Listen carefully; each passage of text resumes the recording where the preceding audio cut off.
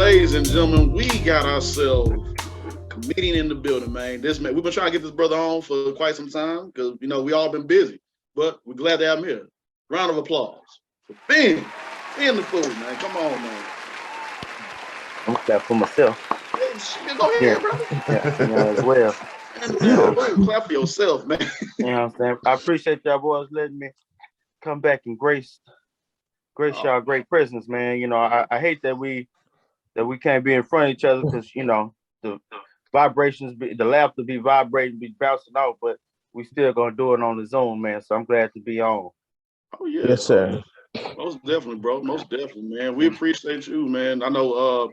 So I first met Ben on the podcast, but then I actually met him in person. That once with Thought Off Entertainment and everything. And Ben was just as on the podcast, cool, laid back, hilarious. Man, Ben, I got to see one of your shows, brother. I got to see one of your shows, man. Oh yeah, man. Hey, well, I'll be having. I'm at the Improv this weekend. I've been up there hosting for this guy Jr. J. Guzman, and man, comedy it's beautiful. Comedy is a beautiful thing because it's just like music or anything like that. It's so many different levels to it. Like this cat, all the shows sold out. 5 shows. We got 2 more tonight. They all sold out. Different crowd, of course, a different crowd. He's Filipino, and this guy's traveling the world. You know what I'm saying? So, just being able to. I work with a lot of different people, travel myself, so it's just good to see different levels of comedy, man. And like I say, tonight I would tell you to come out, but that's sold out. Like I say, they ain't let me sneak no niggas in. They be hey man, when there be a show, when it's a show, when it's like predominantly, it's kind of hard to sneak you niggas in, man. It's they were like, oh, you don't work here, So well, let me ask, how do you adjust to the different crowds with your comedy? How do you adjust to they gotta come adjust to me. Like they I mean, for one, I'm a comic who, one of my phrases I used to say is I got a joke for every bump in your face. Cause anywhere I go, anywhere anytime I'm around people, comedy just kind of comes up. So I have comedy that my comedy I feel like it's relatable, so everybody can relate to it. So I never have to dumb down or switch up a change unless I'm doing like a clean show or a church event, or I'm doing a wedding, some type of something like that. I do different type of events, but other than that, I'm that's the reason why I'm there. Like I'm working at this club, the Improv. I work there quite often. I got my own show there on October 23rd. I've worked there quite a I worked the ones across the country. You know what I'm saying? I just came back from doing something at Chocolate Sundays at the Lab Factory. So I'm not doing all this stuff because I get to because I'm a chameleon. Right. You know what I'm saying? It's because it's Ben Jackson. It's been a long time crafting Ben Jackson. Of course, as far as I've always had my own way or whatever, but as far as crafting it to the point where, I don't call it and ask people to put me on anything. And maybe, I don't know how it goes. Maybe some people do and everything like that. And I was like, sometimes I would think maybe I should call somebody and say, hey, because times when a nigga needs some money. Mm-hmm. And but at the same time, I get booked. People see what I'm, and people call me up and, I go out of town, people know who I am. So them people came out there. For those who do know me, good. For those who don't know me, well, then this is what you'll get to know. And if you like it, you like it. And most times they do. It's not like I'm rambunctious and they can't feel it. You know what I'm saying? Mm-hmm. So I don't have a reason to answer that. I hate that it was a long-winded answer, but No, man, I don't dumb down nothing. You know what I'm saying? Once you, it's like it's like sports, bro. Like entertainment and stuff, just like sports. Once you get I'm in the league now. Yeah. Yeah. You know what I'm saying? I'm working with these different people.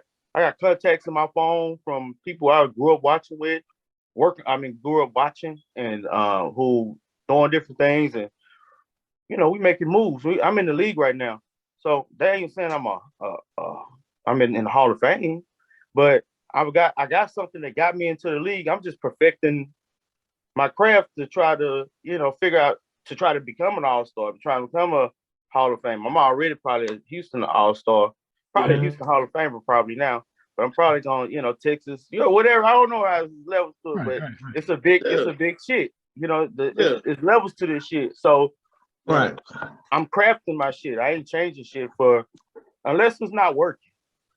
Right. I would never just go out there and be like, I never walk inside of a club or any place and say, oh shit, it's this people there. I've seen people do it, and I was like, what you thought was gonna be in here? Right? Like, come on, man. Yeah, man. I love it, man. I dig it, bro. And I like that you said that. You like I don't adapt to y'all. Y'all adapt to me. And I like that attitude you got, like that right there. Like, I'm going out there. This is my stick. This is what I do. I go out there. Now the adaptation comes with different crowds do different things. Like, a black crowd their reaction to laugh, you catch their reaction to make them laugh, or when you see them laughing is different from seeing like all white crowd or Hispanic. So you may play off of that and you adjust to try to make sure that you grasp.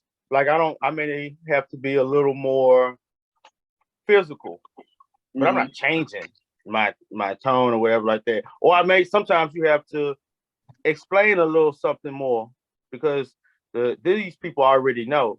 But then with that, it becomes like comedy, man. It's like should be having legs. That's what we was talking last night. That's what I've been using. Like once I have to switch it over and do something different over here, not changing my shit, but just adjusting it so they can understand it. Now they went into unlocked a whole nother shit. It's like some damn video games. It's like whatever that shit people be Candy Crush, and I'm on level 37 with the joke. You know what I'm saying? Because I'm been performed in front of so many different people, and I'm having to switch it up. So, that's how I work, and that's how the successful people do it, from what I've been told. Yeah, I dig that, bro. So tell us about So I love that. So tell us about what got you started with, bringing in the laughs and the comedy. What got you started? A friend of mine wanted to do it, and then I was like, man, we have been friends since we was like in 6th grade, and I said, go on, do it. Try to be encouraging. She was like, oh, okay, and then she came back and was like, they ready for us to do it. Like this was like do a show. And I was like, I was just fucking with you. I wasn't serious. I was just, even though, like when I said I do it, if you do it, I really would just want you to be like, shit, I'm gonna just do that shit. You know what I'm saying? But then I did it, and then I had this I probably had this feeling that I don't know how many people get it in their lifetime when they come to doing something. Like you can get something and feel like a person can give you a wedding ring and you could feel some type of way, or a person to buy you a car, you like that feeling. But like the feeling, because a lot of people don't like work. Like real, you know what I'm saying? Like real when it work. comes, like you don't like, nobody likes work. No. You know what I'm saying? When you talk about in the basis of work, you do what you got. Like you may like the work that comes, you know what I mean? When they say like, you know what I'm saying? So, well, I was saying that medicine kicked in. But I was making a good point there.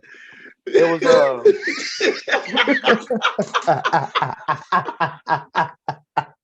as far as the work, a lot of people don't really like to do it, and they don't get that feeling when it comes to working. Like if you don't really if you get a good job and you be like, man, you even if you make some good money for it, you probably don't get this feeling of like, man, where this motherfucker been all my life? You know what I'm saying? Right. So it was like when I got off, I did 10 minutes and it was like, man.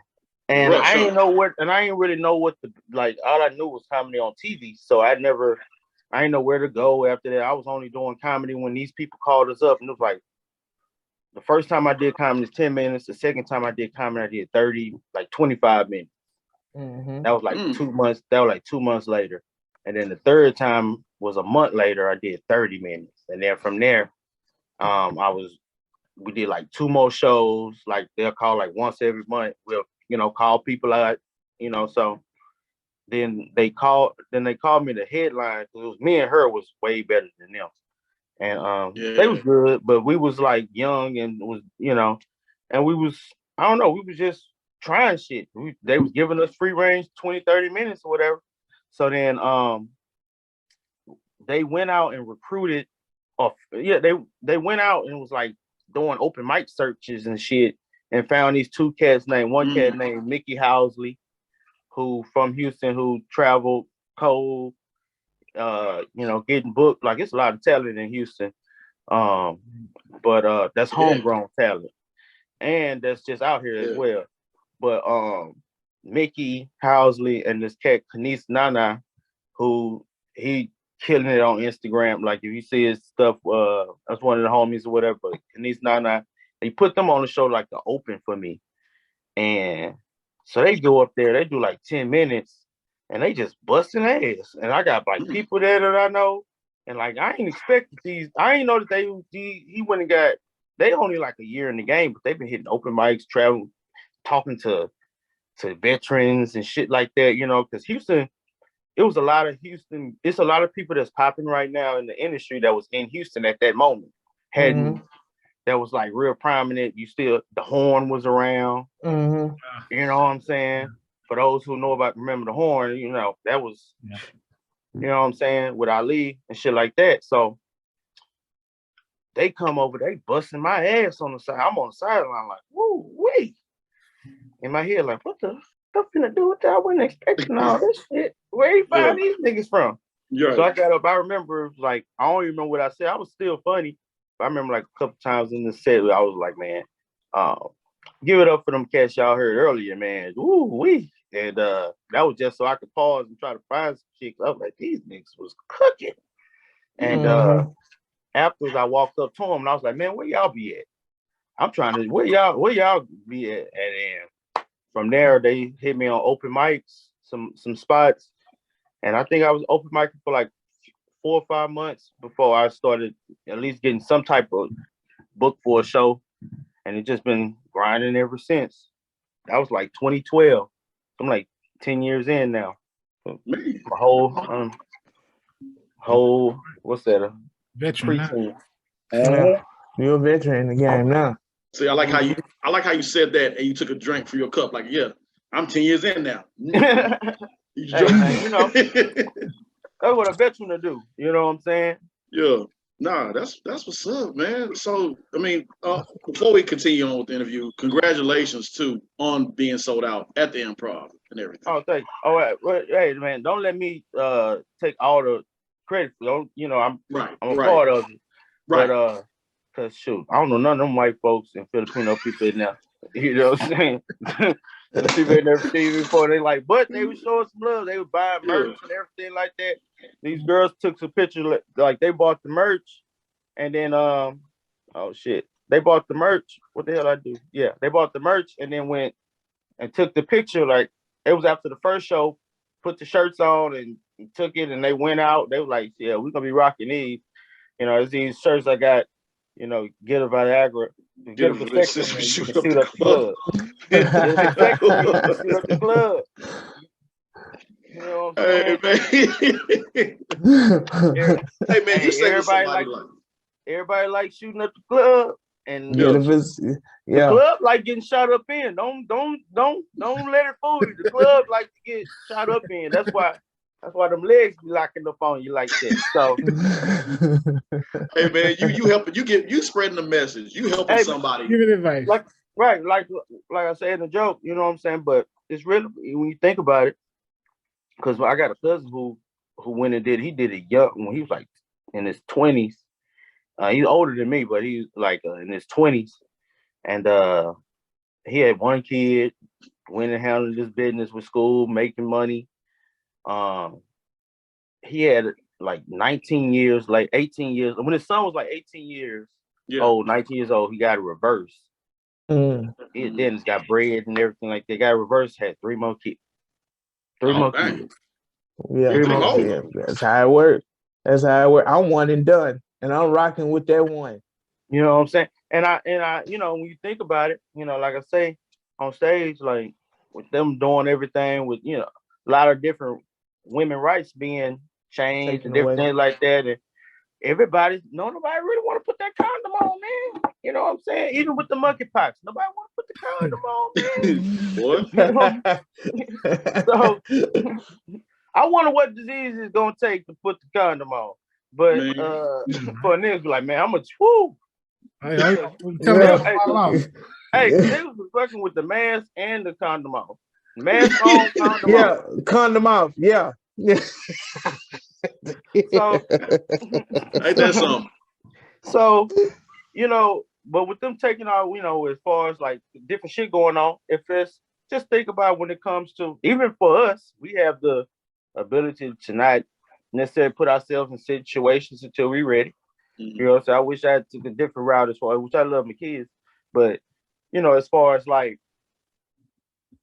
I always said, man, I wish nobody had the ability to be born and make kids. You had to like go somewhere and be, Right. you know, get the, you know, or whatever like that, and it would have to only be a situation where y'all married or something. You ain't gotta worry about that. Both it would have to be a joint thing where 2 people in a perfect world, 2 people would have to go and say that we're ready to consummate. And well, we've been doing that, but we want but we want to raise our do our family shit, and we both got to kind of like unlock our little boxes or whatever. You know what I'm saying? The ability to do that. That's a perfect world. But us men have the ability now.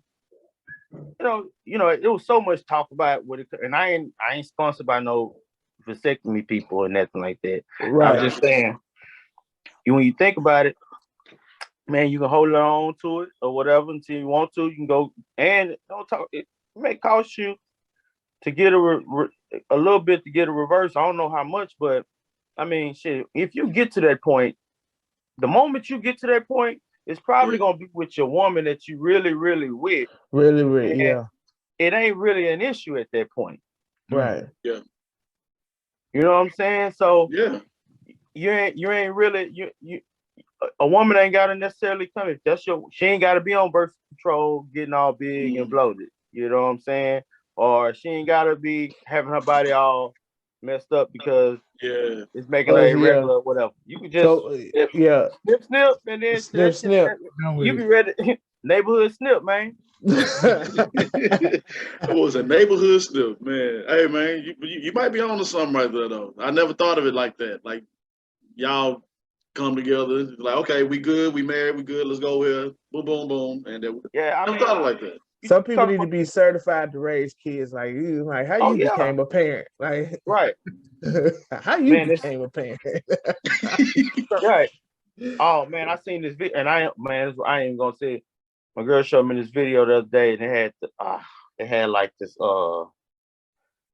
I ain't trying to get canceled. Don't get in trouble. We don't want to be wrong like that, but like, Ben, now hold on. Well, since you brought up cancel culture, it's been a lot of stuff going on the last few months, right? And people running up on stage and all that, and like, how do you handle like your hecklers, or have anybody run up on stage like certain people that we've seen on TV? Oh man, you know, like a couple years ago, it's because, you know, it was, for one, the first major thing was Chris Rock and Will, because that's a public, that's 2 that's not necessarily the same as Chappelle and that other shit. Yeah. Even if you want to, I mean Chappelle and the cat, unless you try to, I've heard people say do conspiracies with, they trying to break down the black these figures or whatever, maybe so. Mm-hmm. But a couple years ago, what's my guy name? He used to be on Comic View and I didn't work with him. He had the high voice with the braids, and he'd be like, not Brown. What's his name? I'll remember it probably later on. But he had got the dude ran up on the stage, was swinging the chair and the mic, and nobody was trying to stop. Y'all remember the video with the guy was swinging the mic stand at him? It was a big old dude at the. I think I seen that years ago. That was like 3 years ago. 3 years ago, yeah. You know what I'm saying? And this a dude. This ain't no gay, quote unquote. Look, this dude was at his woman's at the show or whatever. Yeah. And he was drunk or whatever like that. And it was in South Carolina. I remember that. But this a dude at a show decided to get up on stage, start swinging on him, grab the mic stand. He threw the stool. Mm-hmm. Grabbed the mic stand, started swinging that motherfucker like wildly. You know what I'm saying? He was ducking, and then finally, I think they ended up like grabbing, or he fell, he slipped or some shit like that. But I say all that to say, you hear stuff about it. It ain't necessarily new. It's not common. Yeah. I've never seen. Well, I remember Ali had knocked the nigga out with the mic stand. But you can find his shit, he'll tell you about that. He done talked about that a lot. I think in jokes and shit, but that's well documented. But I've never had it happen to me, and I've never really had hecklers really. I've had people, I don't know, I don't think I smash shows, I do a lot of stuff, but I don't know, I just don't bring, I don't know, all my jokes don't bring that type of violence. That vibe, but I don't know. And anything can happen because you see a couple, I think it was a month ago, I want to say it was when I was in LA, Craig Robinson show, they had the bomb threat or whatever. Yeah. And it's just a lot of crazy shit going on. But for me and all, it's just a lot of, I wake up every morning and I see crazy violence. Like I'm not I was raised up on the south side of Houston. I know a lot of people that did a lot of stuff growing up and family members that did different things, friends. But, at a certain point, you get a little older. You know what I'm saying? Even like with music you listen to, like you get tired of hearing certain stuff too much. Yeah. But when you wake up and you seeing like real life, like, damn, it's a lot of people wilding. You know what I'm saying? A lot of people got I heard of the phrase, the audacity that's been going around. A lot of people the audacity is at an all-time high. A lot of people are just, I don't know what it is, fed up, feel like they can just do whatever, or respect ain't really, respect ain't what it used to be. I don't know. I don't know what people got this idea that they want to take respect now, compared to the term of you give what you. People tired of saying I'm gonna wait for a person to give me what I want. I'm gonna just do whatever.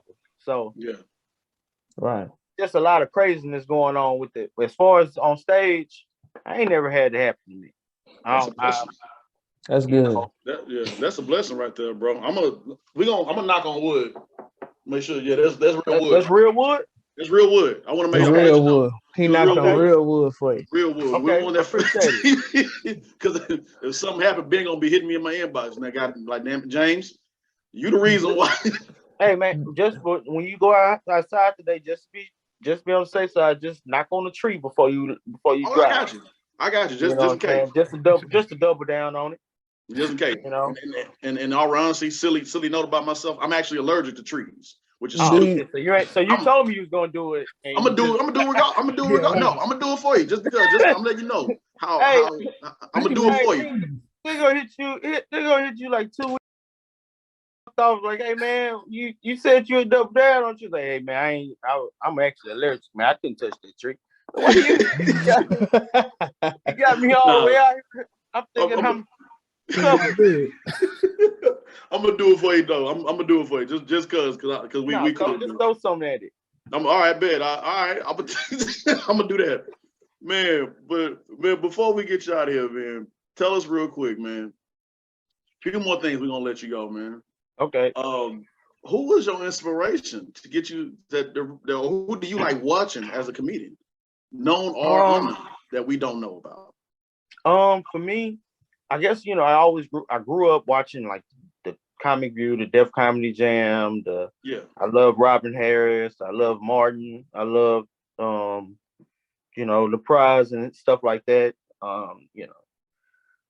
But as I like now, like at this point, it kind of gets to the point where I'd be inspired by like my peers and my like even when I see people who are in, like, I guess you can say your peers too, because like when I was out in LA, I ran into David. I performed, and then TK Kirkland had went on like a little bit wrong after me, and then David Arnold had closed the show out, and David Arnold had just dropped his special that Friday. I was watching it that Sunday, and then we was doing the thing. He was working on some new stuff that night in LA, which that's the cool thing about being in LA, being a part of the mix or whatever. But even with that, like seeing people, I'll see some people stuff and like, that's cool, you know what I'm saying? But when I see my peers who are out there moving and grooving, like I said, Kanice, I mentioned him, and Mickey Houses, like these dudes traveling. Kanice, done Sway in the Morning. He just got back from the HBO what they have, the Black Festival, the film festival that they have in Miami. He was all on his Instagram, like, because of not because he's no groupie, you know what I'm saying, because of the content and the work that he's doing. And because I'm able, like, I actually know where they came from, like where they started and where we started, and we call each other and bounce off shit and seeing where everybody's shit is going. But like I say, Kanice, my guy Lil Daryl, who is shit. I got my radio show that I just started. He'll be a guest on my thing tomorrow, but he out there doing I got a little radio show. But but Lil Daryl traveling, nephew Tommy, and he just doing some things with Spank. Just recorded. I went to his taping. Jeff Shelley, who just like one of my, we connected like brothers in this comedy game, seeing all his moves. Jay Can, like it's them, these my guy Jay Can, my Shabazz Playtime. I might as well say the name so they can like see, like the Bryson Brown, who was just on Flatbush. What is it? What's the offer on the show on for on Star? Was it Star? Showtime. The Flatbush. I know what you're talking about. You know what I'm talking about? I don't know the name of it. Yeah. Check it out. Y'all type in Bryson Brown and then check out the scene. Like he was on there with that shit hilarious. Or whatever. But people that these like I said, the context that I have in my name in my phone, some people that I grew up watching and stuff like that, but it's people that I'm out here moving and grooving with. And I, like I said earlier, I take pride in, I don't know if that was off camera, but I take pride in I don't know if they heard that part of what that was when it was off camera, but I take pride in the company that I keep.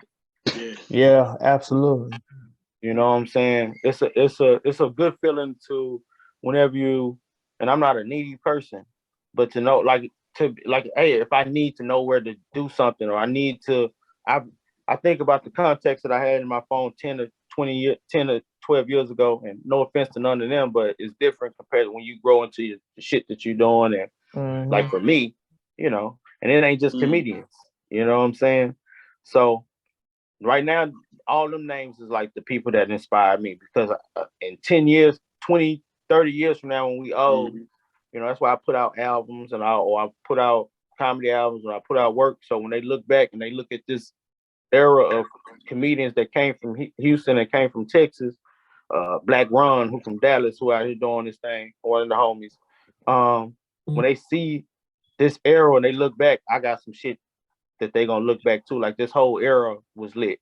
Like when they go back and look at the 90s, you go ahead and look back and look at everybody that was in that shit. You gonna remember everything from boom, boom, boom.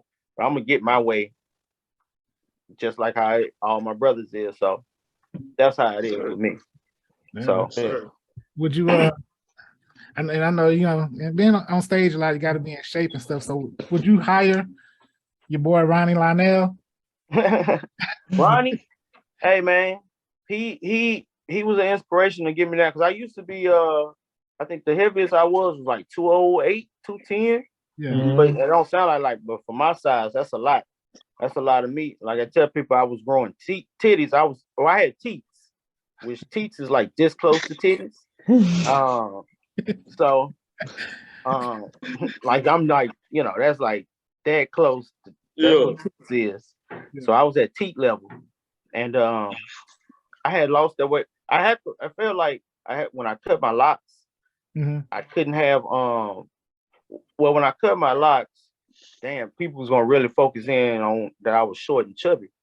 And so I was like, whoo, man. Then when I was working at this psych hospital and we had this you know, they have work challenges with workout things. And I got in this group with my supervisor and this other chick. I don't know why I got into with two women because they lost. It was supposed to be like the Biggest Loser type stuff. We lost 24 pounds as a team. 19 of them was mine. And they was out there working out, running upstairs and shit. I was just changing my eating. You know, I cut back drinking. You know what you're supposed to do. Right. Ronnie gave me a few little tips, you know, to do with thug-tism. Yeah. You know, Ronnie, you know, and I lost that little weight, and I still want to get into. I don't really exercise like Ronnie Lionel Lover. You can hashtag Ronnie Lionel Lover for those who want to see him. That's Ronnie Lionel Lover. That's 2 N's, 2 L's, 1 Lover, and you can just hashtag and see him, but I don't really work out like I want to, but I say I'm gonna get in there, but I don't really like it. I like to just, I don't know. I like to just kind of keep the weight off me, but I do want like a little 3-pack. I don't even want to be greedy. I don't need a whole 6. You don't need the whole 6. You just want the 3. Man. I'll just, hey, you try to lay when you just do them like that, you just show them the 3 and then just that's enough to give them a peek.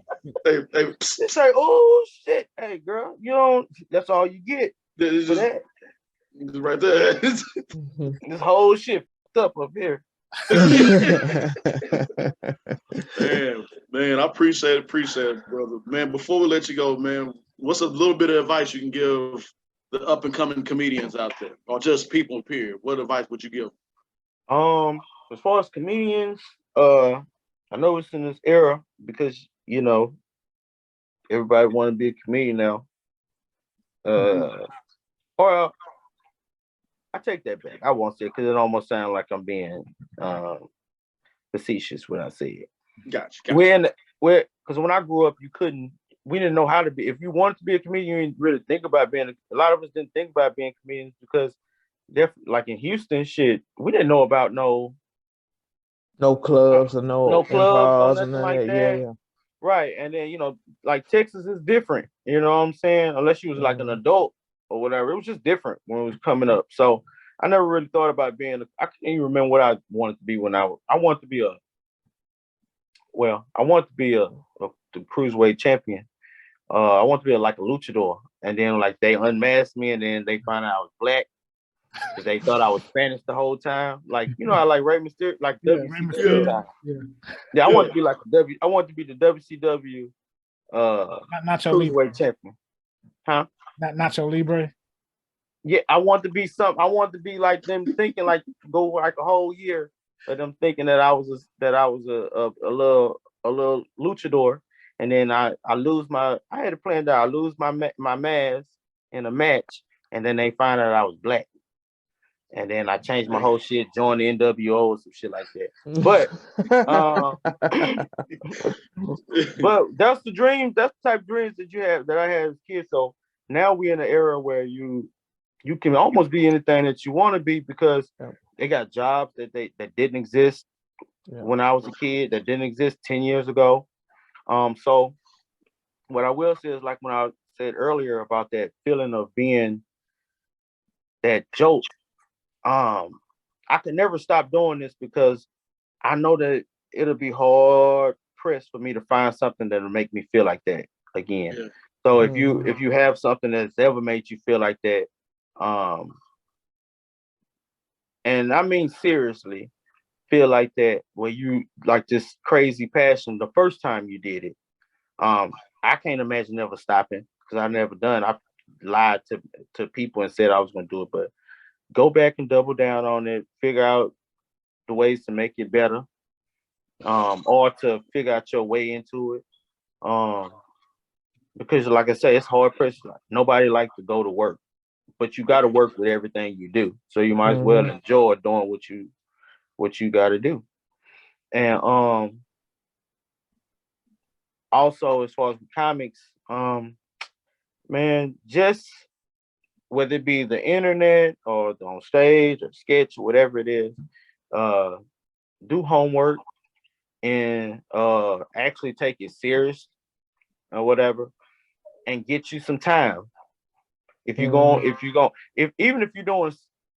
ever really think about like touring or whatever, unless you're gonna do like some whole type of sketch thing on stage, which can be done, remember that at the end of the day, comedians stand up, you all already know that, but eventually they're gonna want to sit in front of you and hear you talk.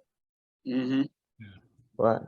Eventually they're gonna want to come and just see you behind that camera or whatever it may be. So have something. On comedians on stage, I'll stop worrying about the money or whatever, because you can make money unless you can figure out a way to make money on your own. And that's something I can't necessarily help you with unless we talk one-on-one, but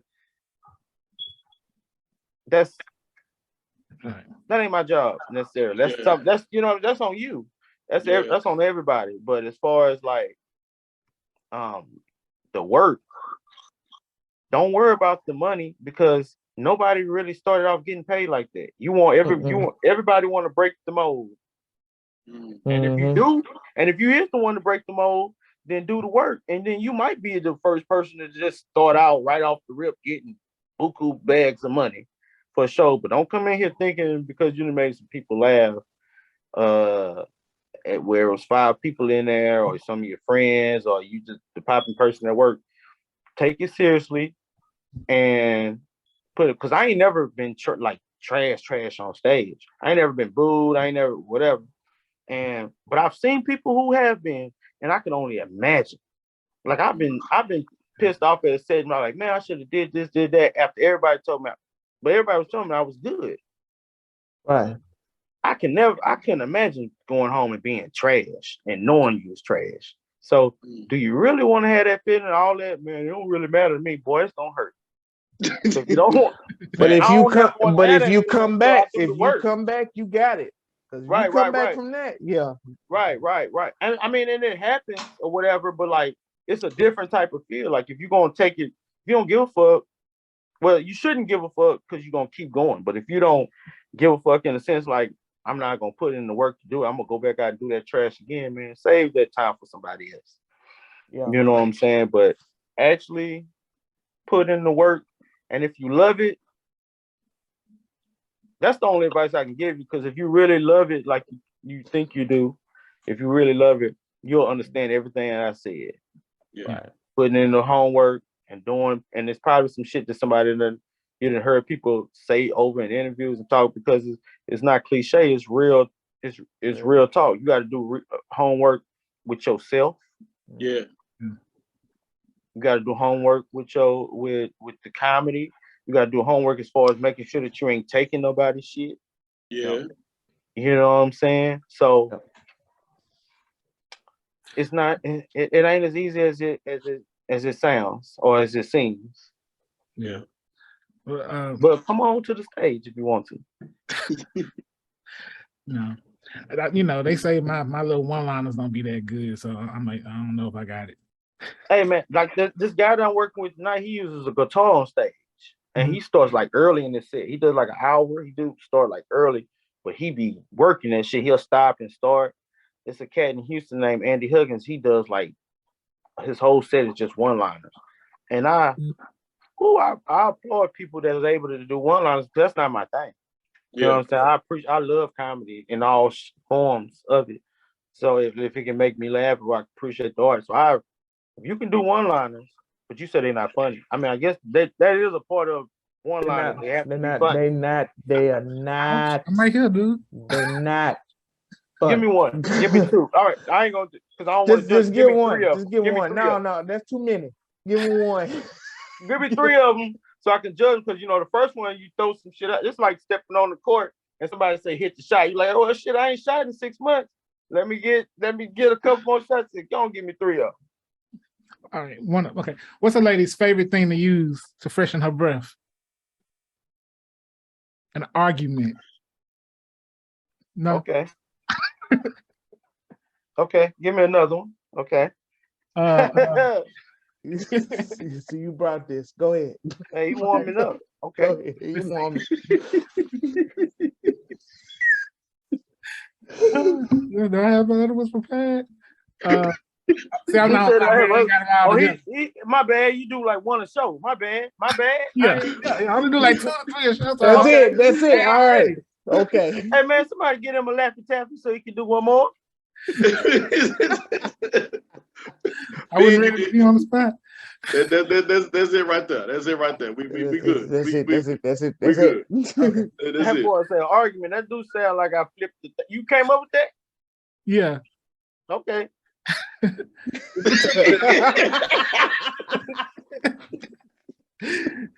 No. I'm saying, so with the one-liners, you got to be able. It's more than just like that's the ending.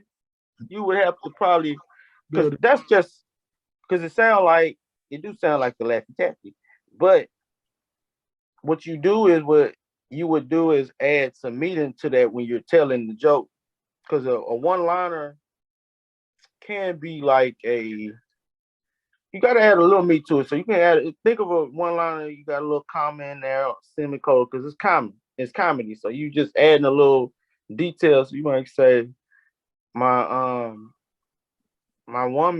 girlfriend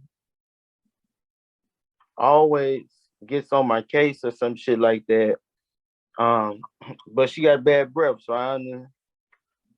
You fill it in, then you hit it with the. So that's where that would go. Gotcha. I got it. We just took Ben's masterclass right there. Hey man, you going on stage, you know what I'm saying? Yeah. See that? You got yourself a free lesson, all of us, man. Appreciate that, man. Oh yeah, and so my classes is they'll be available, and I'm doing not too expensive, a one-time payment of $199. Hey man. Yeah, and it's only it's like 7 classes, so you're gonna get your money's worth. Yeah, you know what I'm saying. Go ahead, get your bag, Ben. We got Chris Brown out here. Come on in. We got Chris Brown out here charging folks. Hey, come on, man! I got comedians. I got professional comedians gonna come in, do everything. Come on, man! Comedy class. Let's roll. Oh man, appreciate it, man. Where can the fans follow you at? You can find. Oh Lord, where is smoke coming from? Fog machine. You got a fog machine. That's all. I'm working on some special effects. There you go. I'm working on some special effects and some shit I'm doing. You can find me at Benadam Fool. That's BENADMANFOOL, just like you spell or how it sound for those who went to how it's supposed to be for those who went to college. Damn has an N at the end of it, unless it's a flowing, the damn, But Benadam Fool on Instagram. TikTok, all that, Cash App, because it is rough out here for us comedians. If you can cash at me something, I may hit you up and tell you a joke. So who knows? But no, you've been a damn fool. Been the comedian on Facebook. I'm trying to build that up. WhereyouBeen.com is my website. I'll be posting where I'm gonna be at. And October 23rd, I'm gonna be at the Houston Improv. You go on their website, you'll see this little chocolate face up there. Get you some tickets. Great date night. It's a Sunday night. Nice way to end the weekend. And yeah. And my radio show Until Next Time, which is on Love. I can say it on here. Yeah, go ahead. Oh, Love 2 Jams. With Lovey. We do that 9 to 10. You can check us out. We on iHeart Radio. You know what I'm saying? At 9 to 10 on just type in Love 2 Jams or check us out on YouTube. So yeah, I'm trying to do some things. So, but Been a Damn Fool is where you can find me. Yeah. Appreciate it. Been a damn fool, ladies and gentlemen. Appreciate it, yeah. brother. Appreciate y'all, man.